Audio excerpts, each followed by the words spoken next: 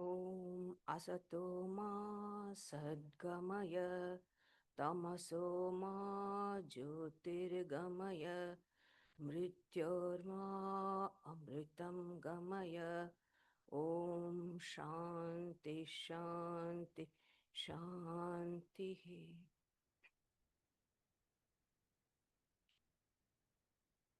We are going to study Bhakti Yoga, the first talk on Bhakti Yoga.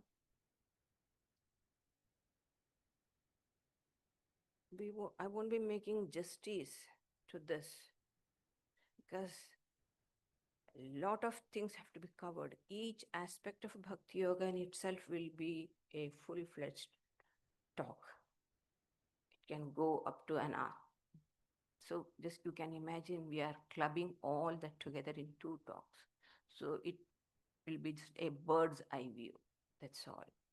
Still, we try to study and cover some of the aspects of Bhakti Yoga. What's Bhakti Yoga? And who are the persons fit to practice Bhakti Yoga?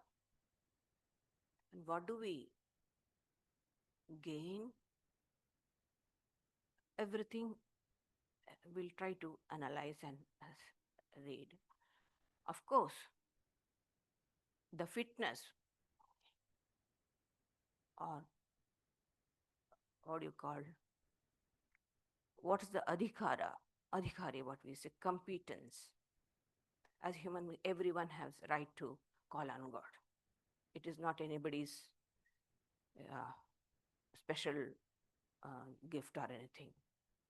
Why even in our Puranas, even animals like elephant, Gajendra Moksha we have in Garuda, we have, these are all Hanuman, these are all the devotees of God. So if that can be, then what to speak of humans? So we are not judging in that way, but there are, if we are practicing Bhakti Yoga, Bhakti and Bhakti Yoga, a little bit, I'm trying to make it different because Bhakti are different type and everyone practice. But yoga, when we say Bhakti Yoga, we are trying to unite ourselves with the divine. It's an union with God through bhakti, love. So for that, if the union with God is our goal, then lot of things we have to have. So in that way, competence is required. Otherwise, every human being has right to see God, to love God. So let's start. Bhakti Yoga, what does it mean? Bhakti Yoga, it's a real, a genuine search after the Lord, beginning, continuing, and ending in love. Swamiji says. And according to sage Narada, Bhakti is of the nature of supreme love, intense love for God. Just if we know what it is, then we will understand where we are, how much we fall short of the goal, and how much we can work on ourselves, how much we have to work. We will know that. That is why it is always good to understand the ideal first, and then work on according to our pace. You cannot accelerate. There is a limit for everything. You cannot.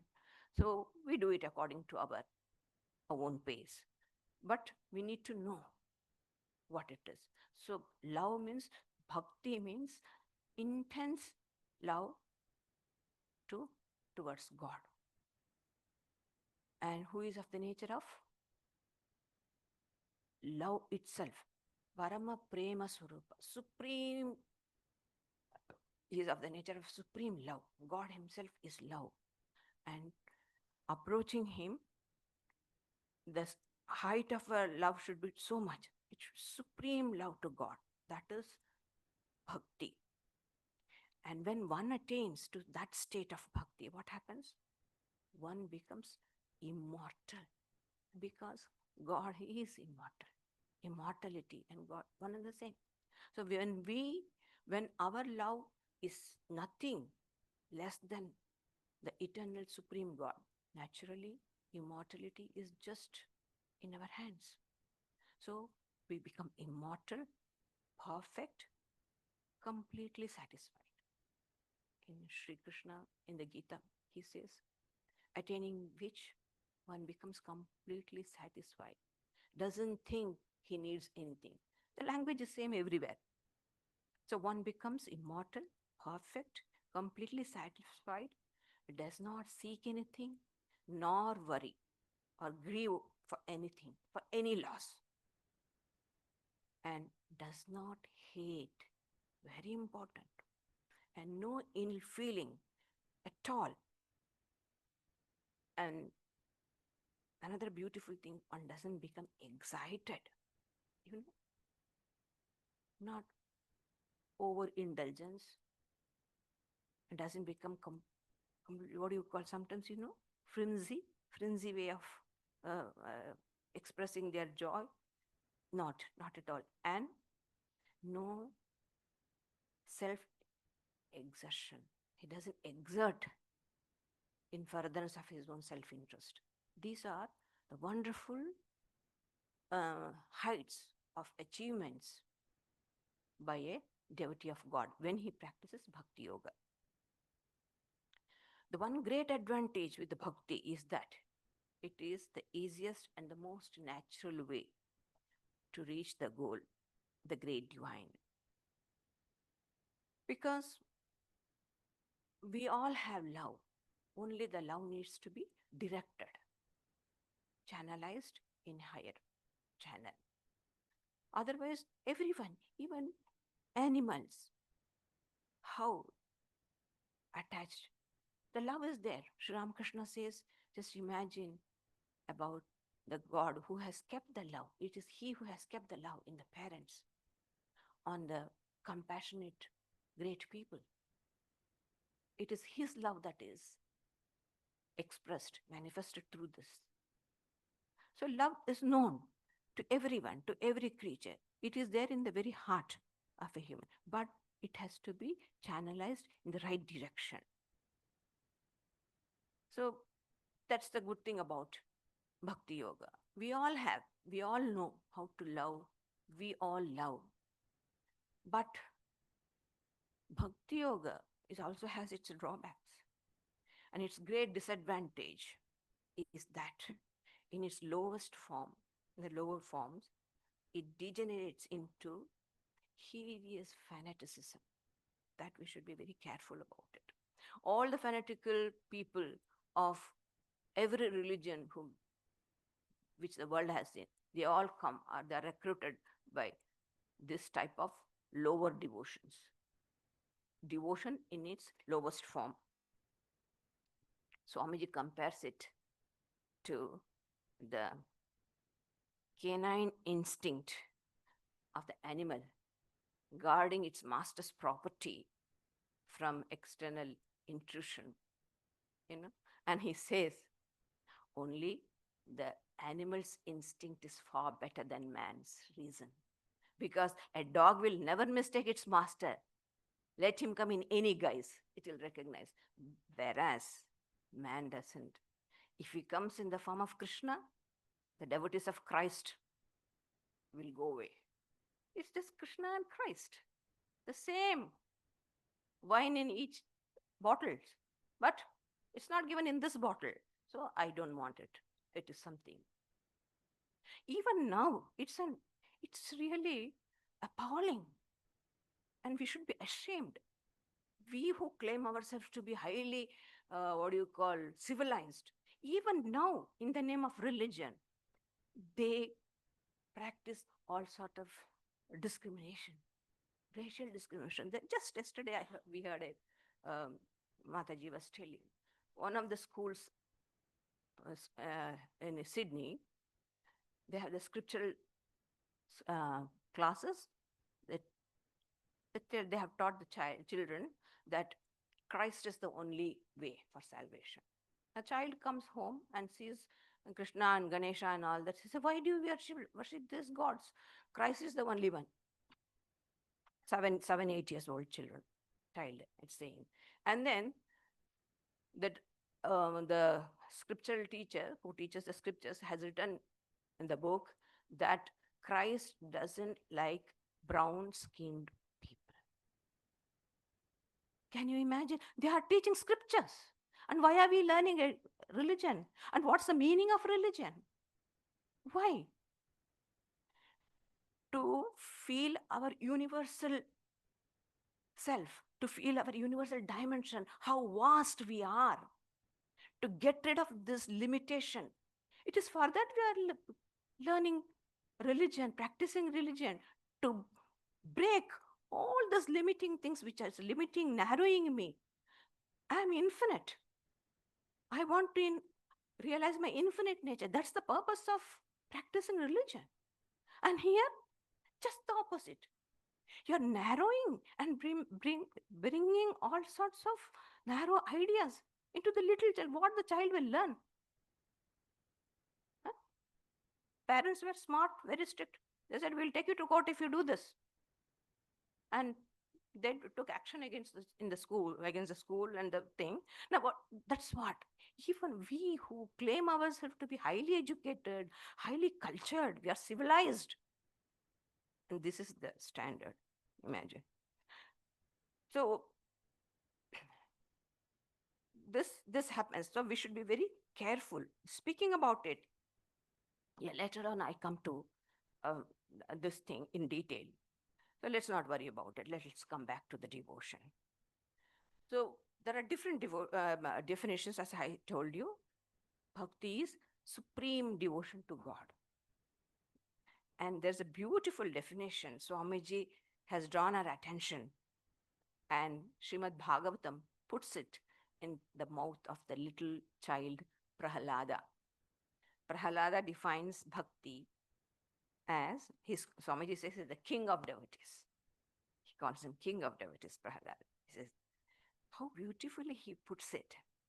That deathless love which the ignorant have for the fleeting objects of the senses, as I keep meditating on thee, may not that love slip away from my heart. So the ignorant man, the love which he has for the fleeting objects of the intensity of love which the man of world, an ignorant man has for the objects of senses, I have that intensity towards your feet to you. When as I keep on contemplating a loving meditation, may I not that love not slip away from my heart. So this is the prayer. This is the definition of true love according to Swami Vivekananda. Love for whom? That's another question. Because love can be to anything. We have got, what do you call, in Indian languages, we say Desha Bhakti, love for the nation. It's a commendable thing. Men sacrifice everything, they give their life for the nation. So do you mean to say it is bhakti? According to Bhakti Yoga, bhakti should be only to God, Ishwara. And who is an Ishwara? From whom? Who is Ishwara? Swamiji is saying, from whom the birth, continuation, and dissolution of the earth, of this universe is. He is the sum totality of all souls. He is eternal, pure, the very,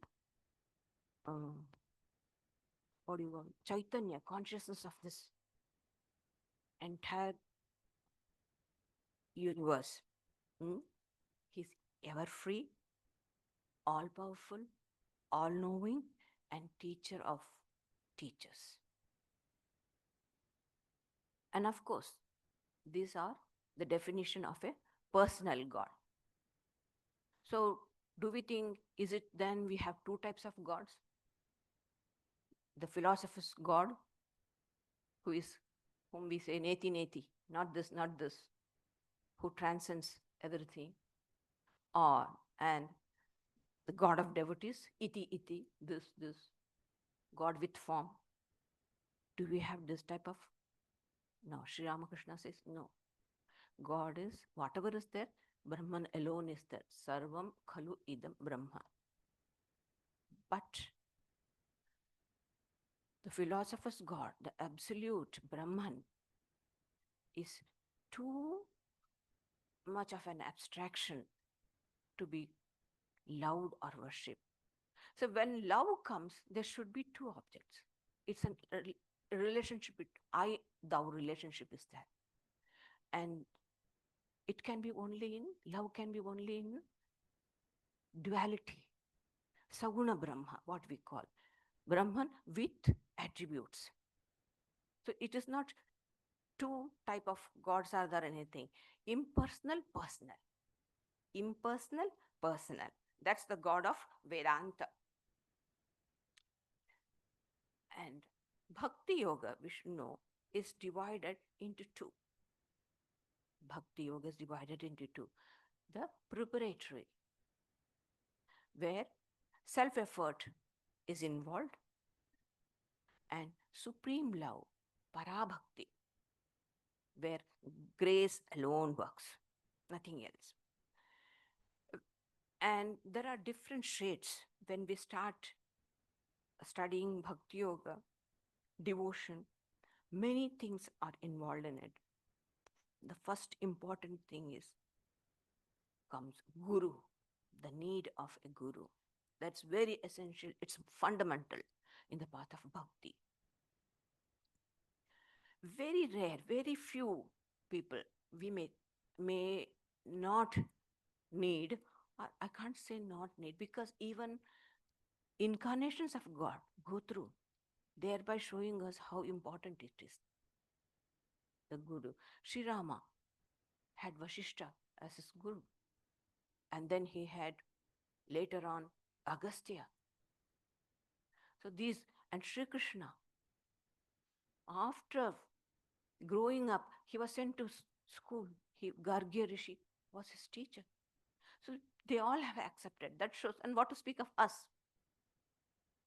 Many people think we don't need, because it is sheer ignorance and what do you call, egotism to say that we don't need Guru.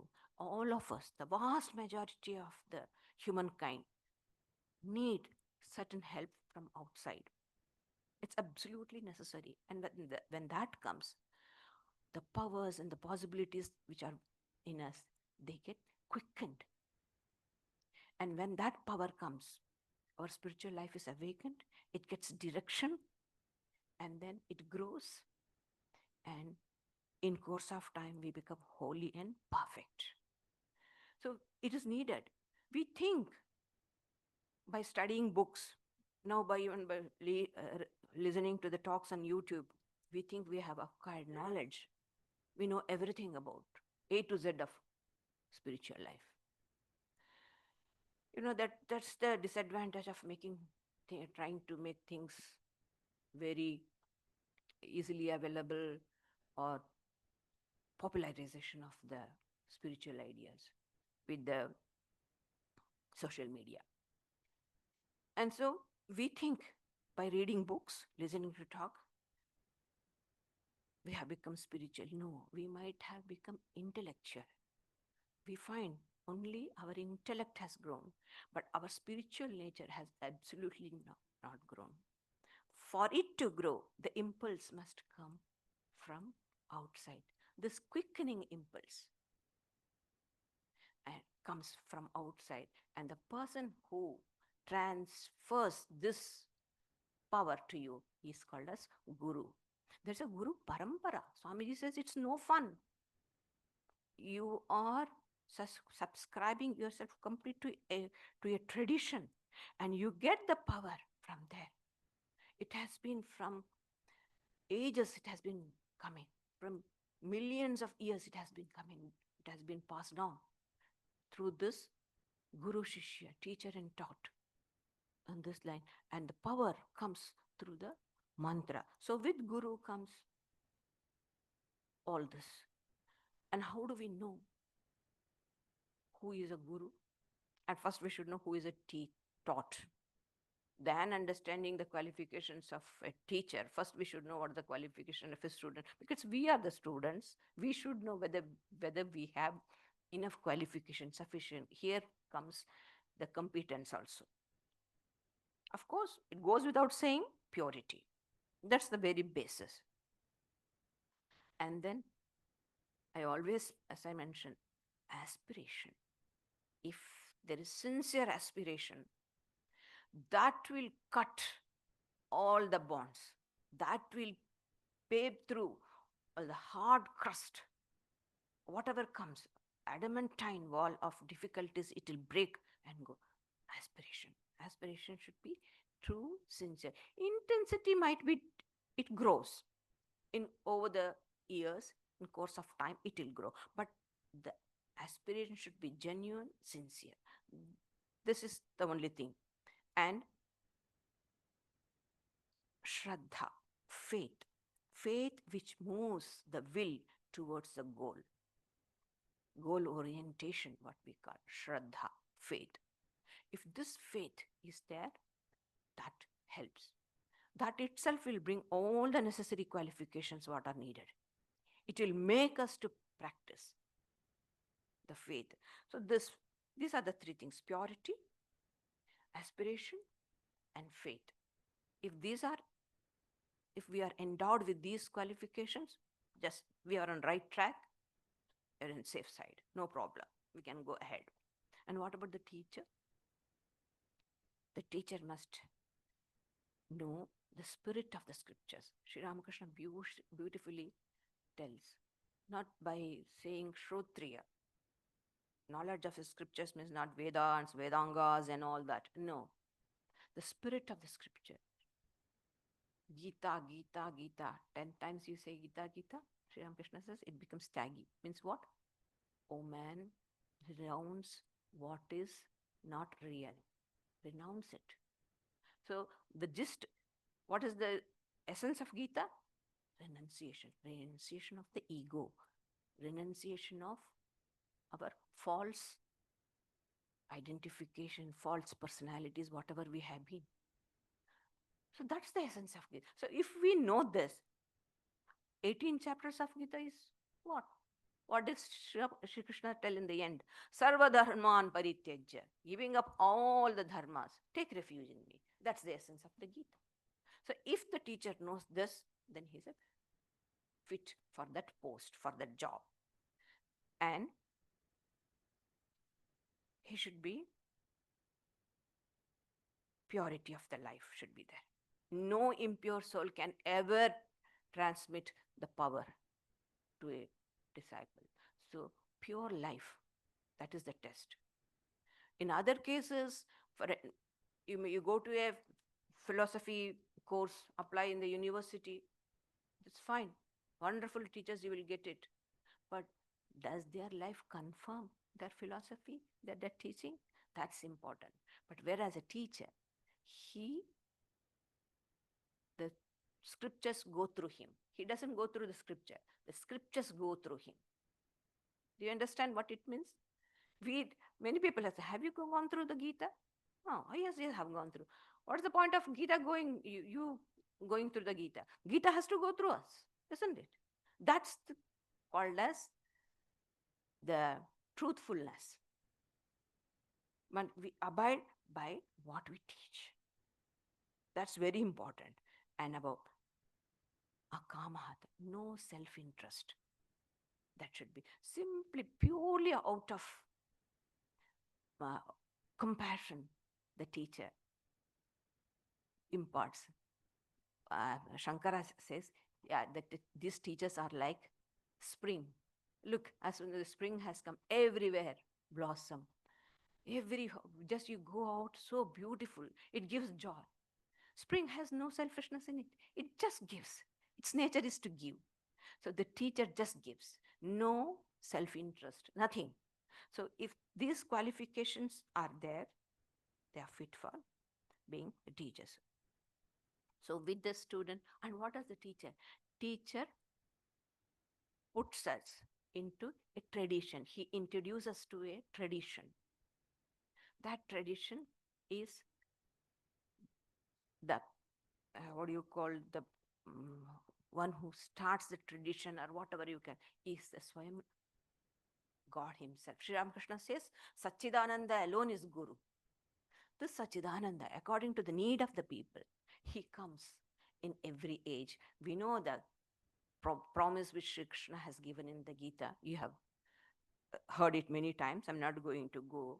So according to the need of the age, God comes down to our earth.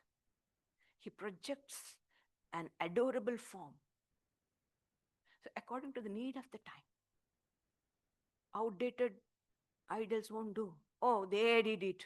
We can't. But here is Sri Ramakrishna who did it right, lived in Calcutta, in the busy place during the time when India was under the subjugation.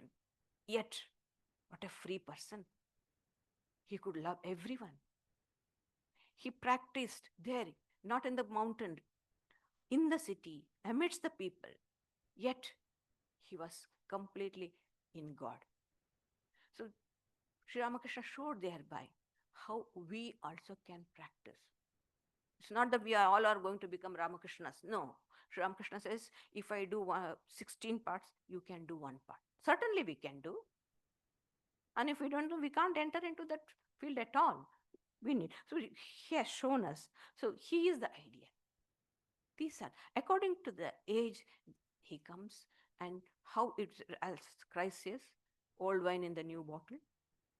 So the old eternal values, how we can practice at the present time in our given situation in the society, the incarnation of God teaches. So they become the idea. Now, Sri Ramakrishna is the Ishta of our order. So we love him, we understand his teachings, we appreciate his teachings, and we practice, try to implement those teachings in our life. So this is how it comes. And with that comes, and how does the teacher introduce us? How do we get into the tradition? Through mantra diksha. So these are all big subjects. It can go forever, but I'm just pointing out basics. Just we are going a bird's eye view through the mantra. A powerful the power of the incarnation is in this. So it is transferred hmm, from the from Sri Ramakrishna Holy Mother down to us. It's coming through according to the receptacle. The power comes in that, and it goes to everyone. We all have a share in Sri Ramakrishna's spiritual wealth because we are his. So this is the advantage. And there are different steps which we in our next class we will be reading, like what japa is. Then comes first is japa, repetition of God's name with love.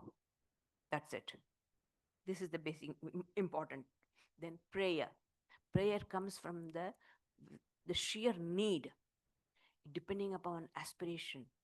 If our need is very intense, the prayer will be intense, and its answer also will be very quick. So prayer, first japa, then comes prayer, then comes worship, then contemplation, and all this comes into a comprehensive word called as upasana. That we will deal with. It's a big subject. Next class talk we will deal with it. And in Bhakti Yoga, there is something called as pratika. You have a picture of Sri Ramakrishna. It's a pratika. Pratika means what? You're going towards. Now we keep the picture of Sri Ramakrishna.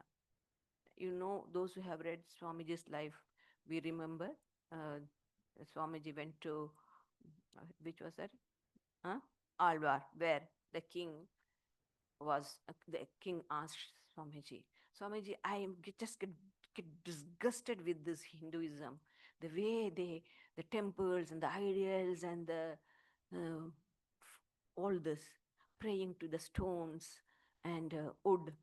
Oh, then you know the story. Swamiji asked one of the minister to get the picture of the king's portrait was there, so he got it, and Swamiji asked the man, spit on it, but he refused. He was shocked to see Swamiji ordering. He wouldn't do. Then Swamiji turned towards the king and said, did you see that? You are not in this picture. It's just your reflection. It's your portrait. It's your picture. Yet, out of great reverence and respect, this person is refusing to spit. So in the same way, and the idols and the photos and whatever it is, they are they are representing a high ideal. Nobody has ever prayed, oh stone, oh ideal, oh iron, what do you call? Iron idol or gold idol, panchadhatu, made of five metals, or wooden. No one has prayed to it, please give me salvation, please give me love, or please give me money, or please give me joy. No, no one has. They have only prayed to God. It is a substitute. So you would see they were well educated. He was king because some Englishman told that this is idolatry. And they all took it into the head because it has come from the mouth of a white man. So it goes without salt with this hollow. That's how. And so Swamiji, when he came back to India after his I'm from America, he was speaking to the devotees, people in Madras. He said, he was talking about idol worship. Here is Sri Ramakrishna. If you can, if a Ramakrishna can be produced by worshipping a dark image called Kali, take a 1,000 idols, if you can produce a Ramakrishna. So people foolishly, ignorantly criticize. Everything has value for the growing plant of spirituality. All these are necessary. These are all very important. So through that, it's like the toddler trying to walk. So we give something, walker, the little with all that, slowly the baby holds and it walks. So we are all babies. As far as spirituality is concerned, we are nothing but toddlers. We are toddlers. Each step, it's so difficult to take a first step, so difficult. Swamiji says, every inch of the spiritual life has to be fraught with tremendous resistance. You have to fight against the habits which we have made, foolishly made. And this is called as learning, undoing what we have done. So it takes time. It takes a lot of energy, and we need a lot of help from outside. And we should be very true to ourselves. There is no meaning in trying to say, oh, no, we don't believe in all this God. There are people I have seen, maybe for some reasons, maybe the elders might have brought them to ashrama or anything. And then when their prayers are answered, they don't have even the courtesy to recognize and say, thank you. No, we don't believe in all these things. It's unthinking people, these are.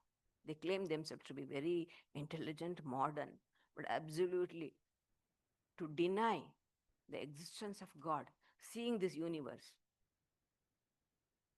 to deny is either arrogance or ignorance.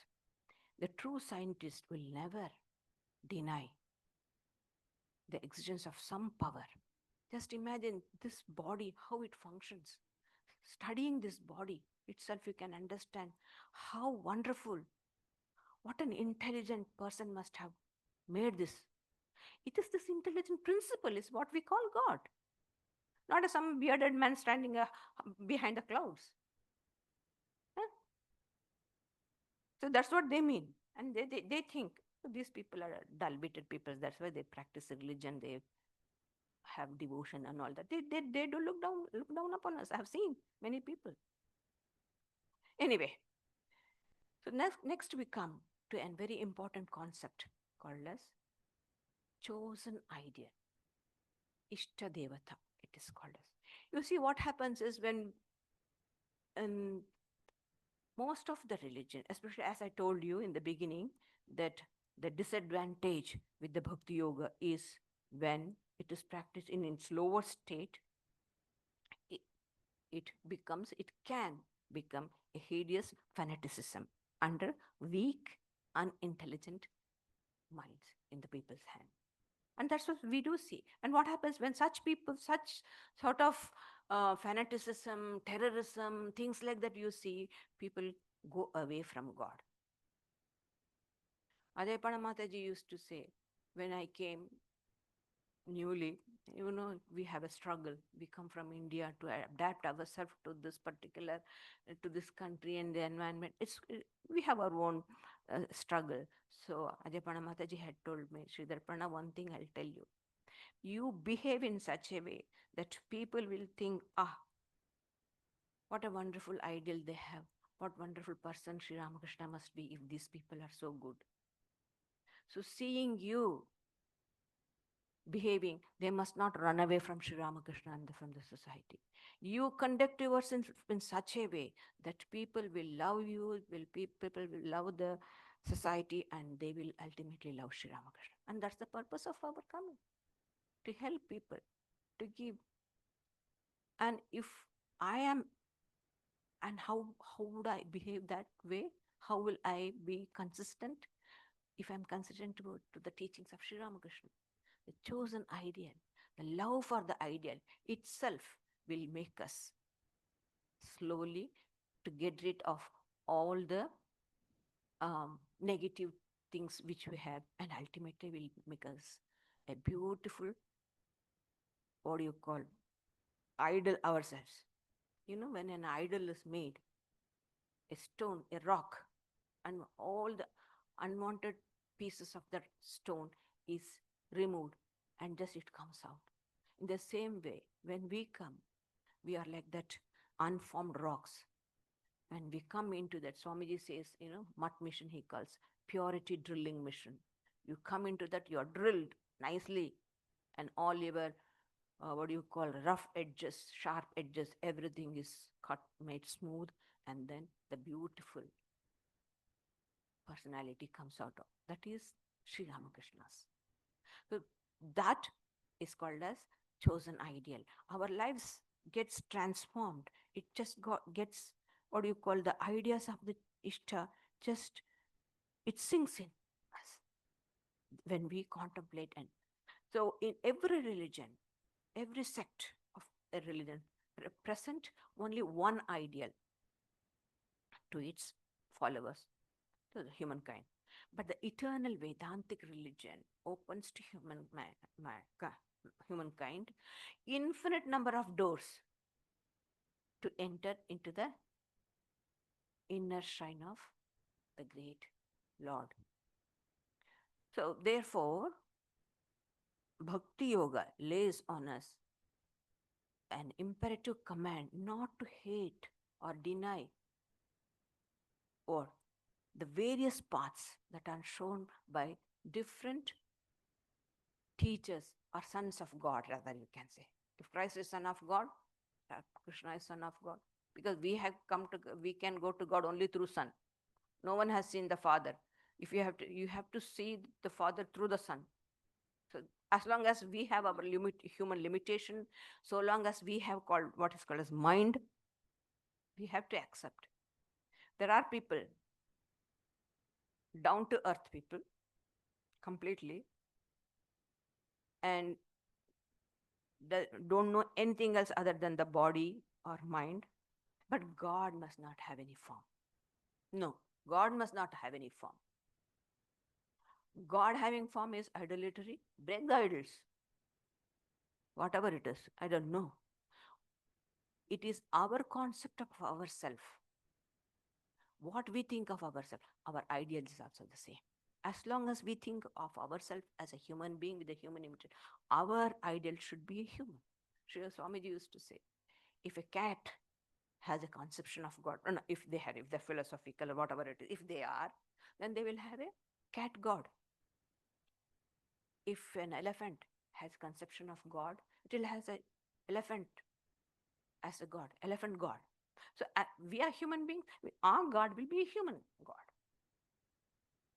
So divine comes taking up all the limitations just to show us how to navigate through this hard realities of life and to know our true nature, which is non-different from him. So chosen ideal is very important. And Swamiji says, it is practicable to educate large number of human beings into the ideal of a wonderful blending of both width and intensity.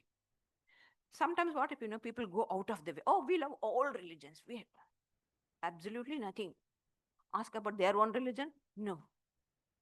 Catholicity must not make you very flimsy or light. You got deep, breadth and depth. Both should be there.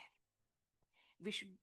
Sri Ramakrishna gives a beautiful example. He says, not the present day families, in olden days, large families, when the daughter-in-law comes to the family, she respects everyone. There is father-in-law, husband's elder brother, younger brother, mother-in-law, everyone is. With everyone, she has a relationship. But that relationship comes from her husband. She serves everybody, but she has a different intimate relationship with her husband. So it is like that. Our Ishta is like that. Through him, all the ideals we love. Because our own Lord, my own God is there.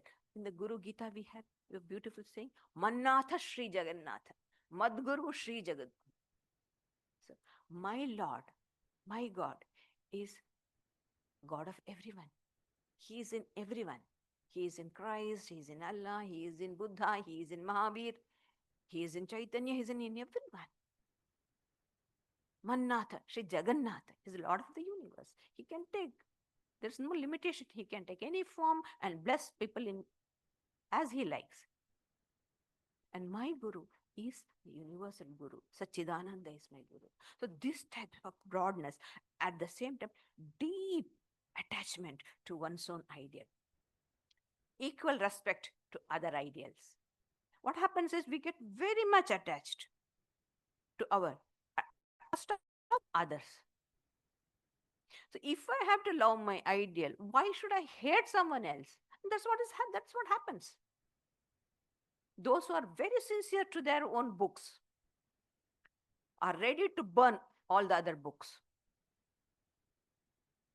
Why? So this is what is lacking. This is what Vedanta teaches.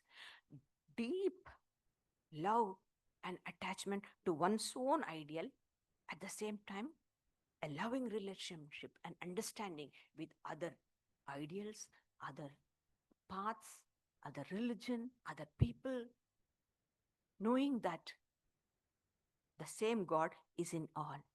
Madguru Sri Jagadguru. Mannatha Sri Jagannatha. This is the beautiful concept.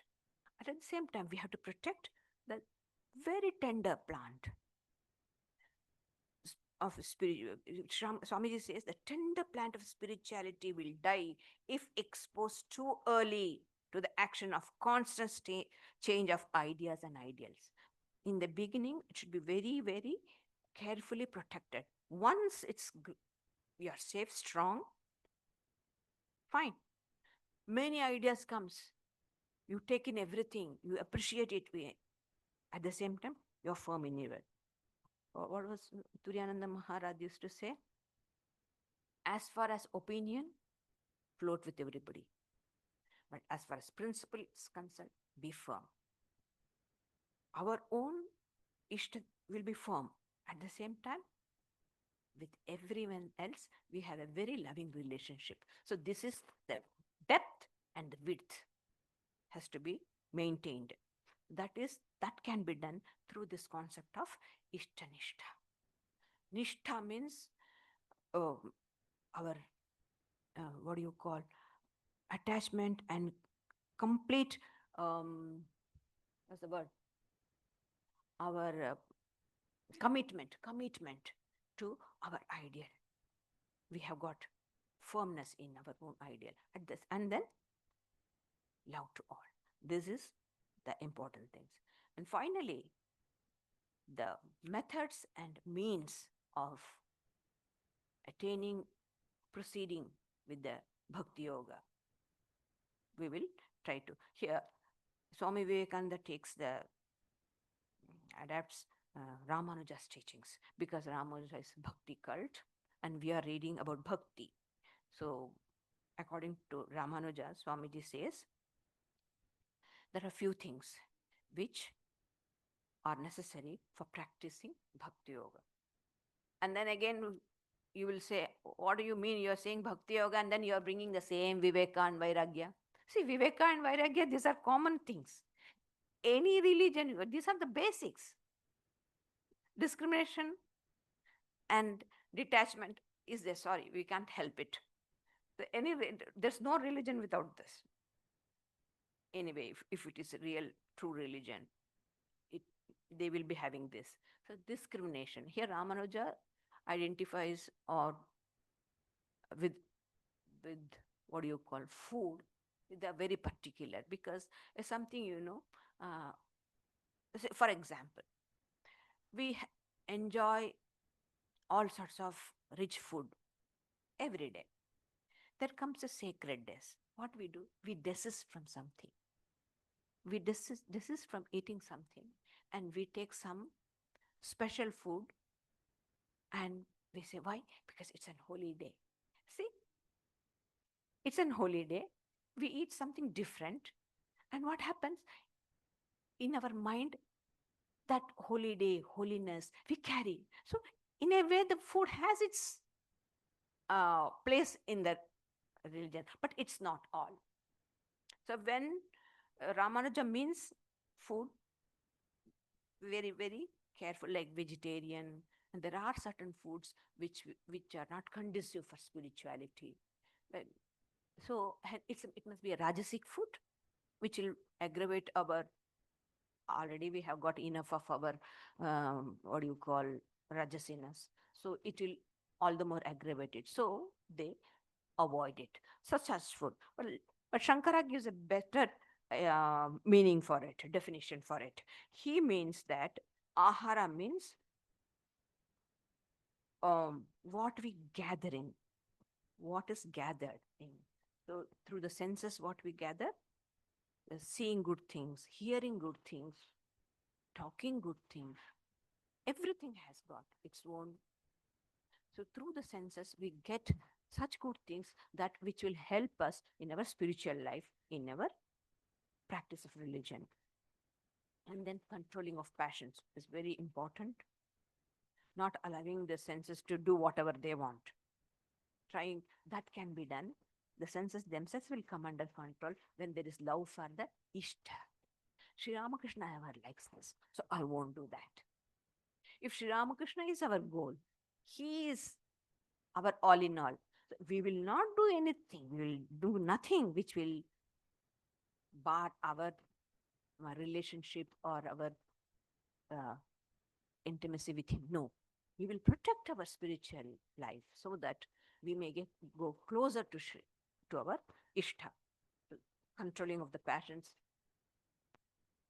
and that absolute purity. Purity is the bedrock upon which the whole building of the bhakti rests on. So we should be very, very be careful about it. And how to practice this purity? Ramanuja says, first, truthfulness, very important. Thought, word, deed. And sincerity, compassion to all beings, and non-violence. And Swamiji says, of course, no one at least we sane people won't go and injure, do any harm to anyone. That is true. But we should be very careful. This can be in a subtle form. Ahimsa can be there. The test of ahimsa is absence of jealousy.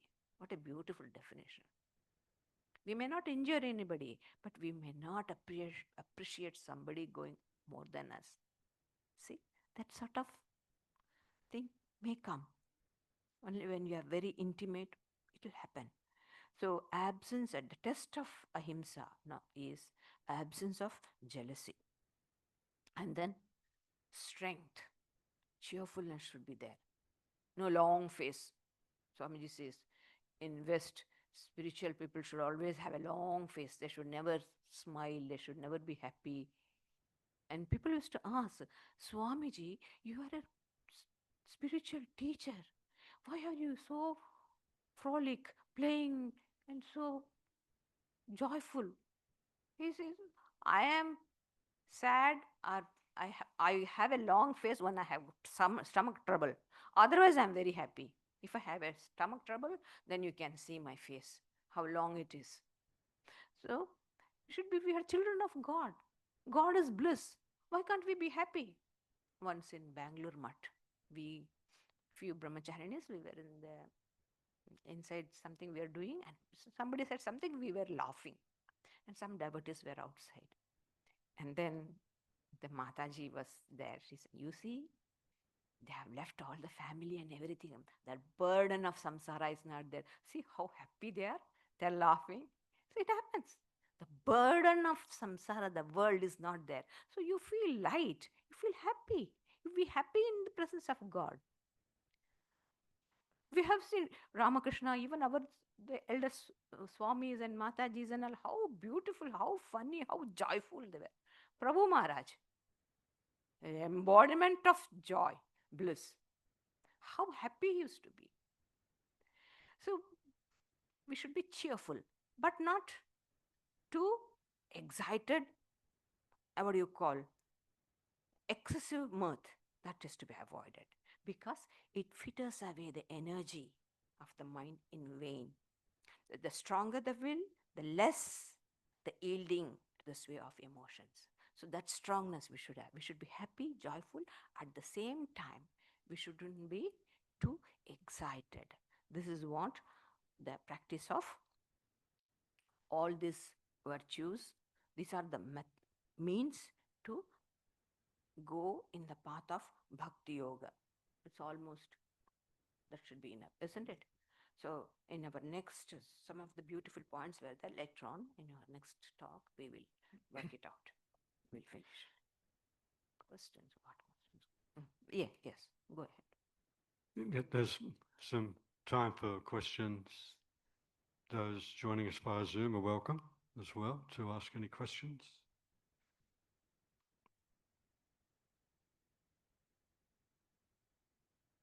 Good.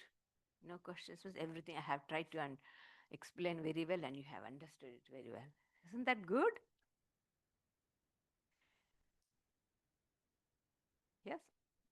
Think over? Yes. As we keep practicing, we will get doubts naturally. That is true. Well, we did have. We had our doubts, we had our fears, everything. Slowly, we have worked out. Yeah.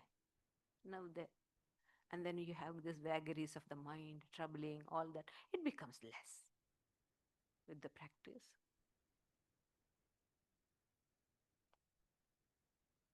Anyway, I hope there's no question, but one takeaway message of Bhakti Yoga for us. There are many expressions of bhakti. One beautiful expression, I'll tell you and end it up. That's also, again, from the great sage Narada. What is the essential character of bhakti? Bhakti. Consecration of all activities to God. Any activity. Even picking a paper from the floor for the love of God. Consecration of all activities by complete self-surrender to Him. And extreme anguish if he were to be forgotten. These are the tests. Whether how we are progressing. I had asked one of our Muktipana Mataji, General Secretary Mataji, how do we know that we are progressing? She had said this.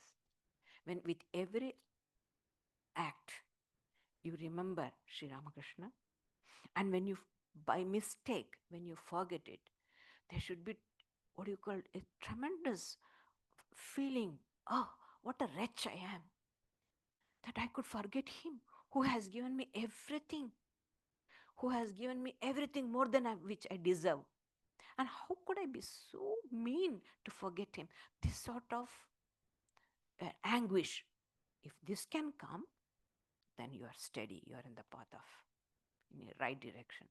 So this is also Narada's teaching. See, herein comes Karma Yoga, blending itself into the Bhakti Yoga.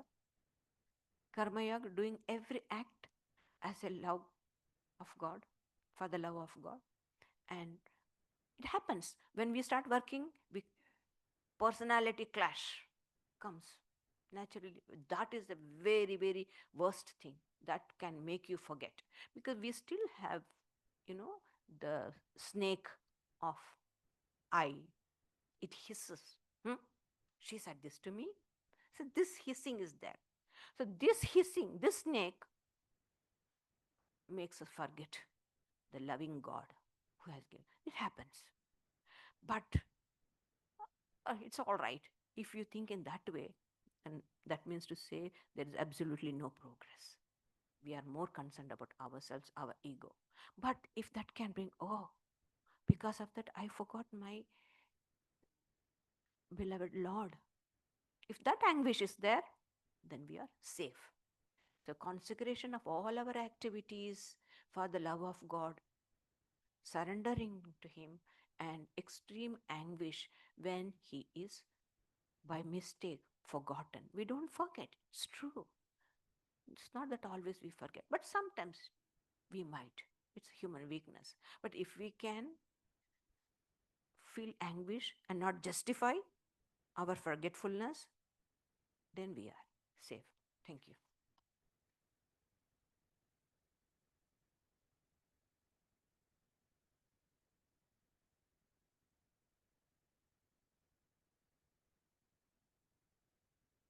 We have the yoga class this Thursday. Next Friday, the discussions recommence with the Bhagavad Gita, led by Gayatri Pranaji. Next Sunday, a very special celebration, Durga Puja.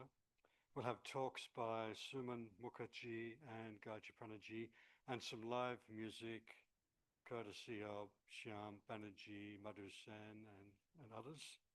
And as usual, you're invited to bring some sweets or savories to offer. And so, should we invite people to bring some flowers if possible? Okay, yeah.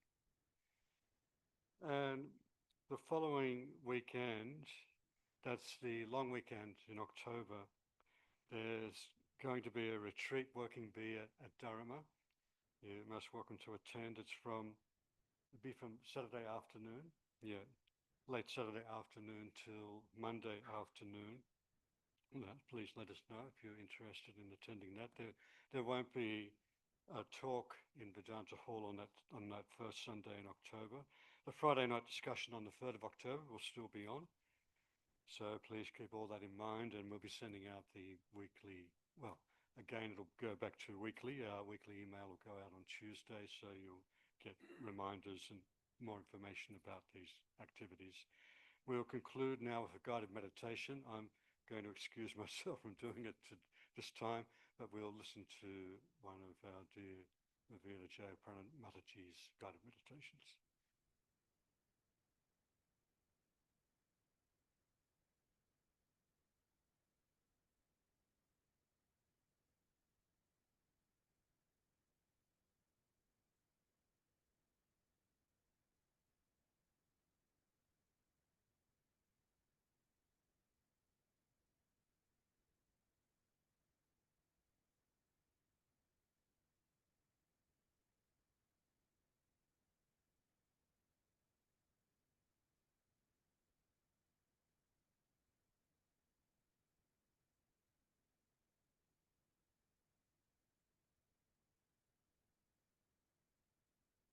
Down to God, the destroyer of the round of births and rebirths, the giver of liberation, peace.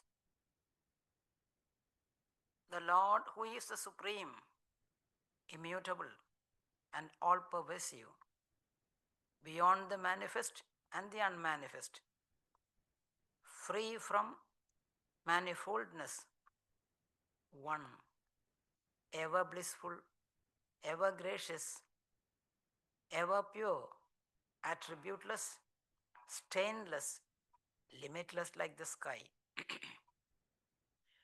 When the wise meditate upon him, they see him in samadhi. In him who is absolute truth, wisdom and blessedness, we live, we move and we breathe. In him we have the center of our being, the center of our consciousness. When we contemplate on the Great Spirit as the self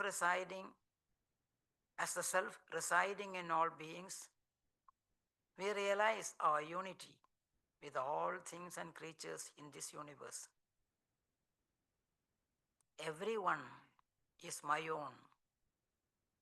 No one is a stranger or enemy. The universe is our dwelling place. The whole creation is our immediate family. It's my own self which is residing in every being, is what Vedanta says. It's my heart that pulsates within every form. It is my understanding that guides and controls every life. When you contemplate on this oneness of yours with the entire creation, there is no place for fear in you, and no one fears you. You fear no one. Inside and outside, you find only your peace and only peace.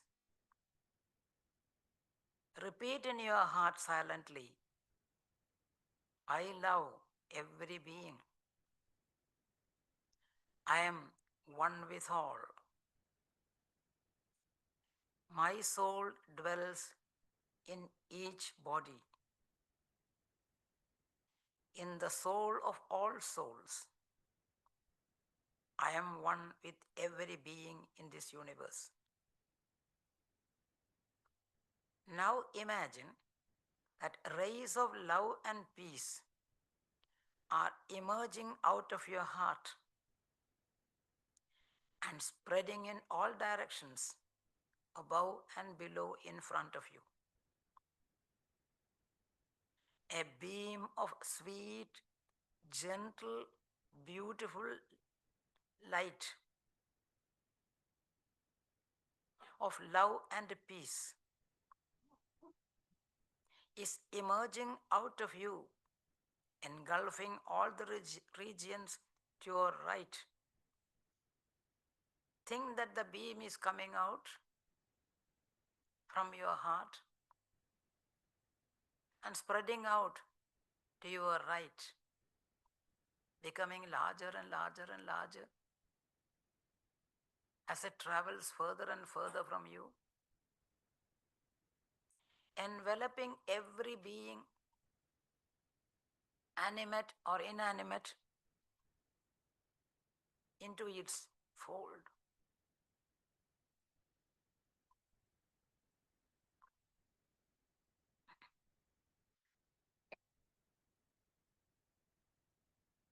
Now we imagine a beam of light is emerging to your left and traveling towards infinity, becoming larger and larger as it goes further and further, embracing everything within its fold. A beam is going out from you towards your front. A wonderful beam of soft light, a beam of gentle love, and understanding peace is traveling from you, becoming larger and larger, traveling towards infinity. Similarly, a beam of light emerging out of you through your back is traveling into all the regions on that side, covering every point,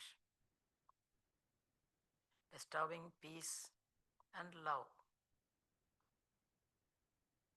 Whether they know it or not, we are sending it. One beam is going downward, covering all the regions till infinity. And a beam of light emerging out of the heart, traveling upwards, covering all the skies and everything till infinity. Now, our heart is the center, just a glow of glory in the heart. From there has emerged this infinite universe of light, love, and peace, touching every human being, every creature, stone and tree, water, air, fire, everything, including everything in its embrace. And we remain in the center of this glorious globe of love and peace.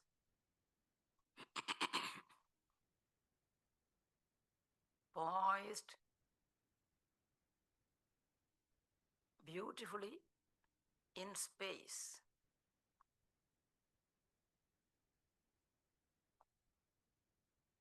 Let us hold ourselves like this for some time.